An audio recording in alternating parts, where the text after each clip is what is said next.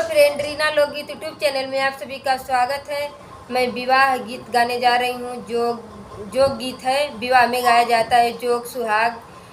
उसी पर का मैं एक जोग गीत गाने जा रही हूँ। आप लोग देखना, जितने हमारे भाई बहन हैं सभी से रिक्वेस्ट है कि मेरे वीडियो को आप लोग फुल वॉच करके देखना। ये जोग गीत हमारे कैसे लगे आप लोग ज़रूर बताना प्लीज़। आदायंगनवायम्मा गोबर से लिपावेलू, आदायंगनवायम्मा गोबर से लिपावेलू, आदायंगनवा कैलू जोग हमारी अम्मा हो, आदायंगनवा कैलू जोग हमारी अम्मा हो। जोगवात कैलू अम्मा, जोगवात कैलू अम्मा, अपने दामादे लागे नैयर छोड़ावेलू हमार हमारी अम्मा हो, नैयर छोड़ावेलू हमार हमारी अम्मा हो।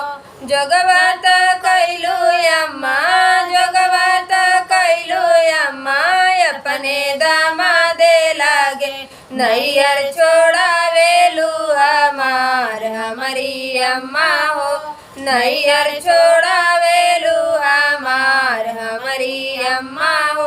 आदायंगनवा अम्मा, आदायंगनवा भाभी गोबर से लिपावेलू, आदायंगनवा भाभी, आदायंगनवा भाभी गोबर से लिपावेलू, आदायंगनवा कैलू जोग हमारी भाभी हो, आदायंगनवा कैलू जोग हमारी भाभी हो।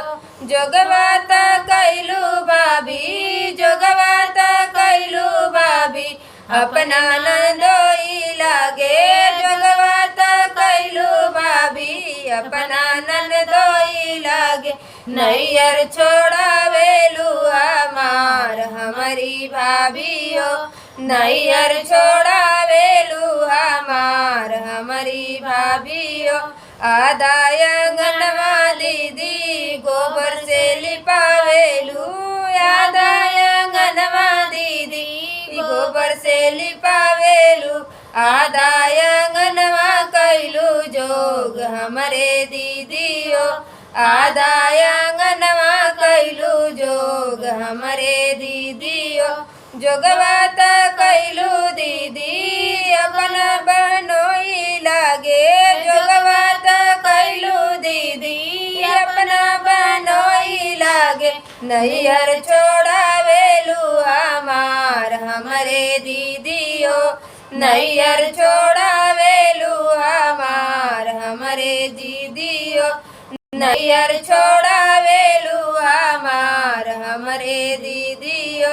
आदायंगनवा अम्मा गोबर से लिपावेलू, आदायंगनवा अम्मा गोबर से लिपावेलू,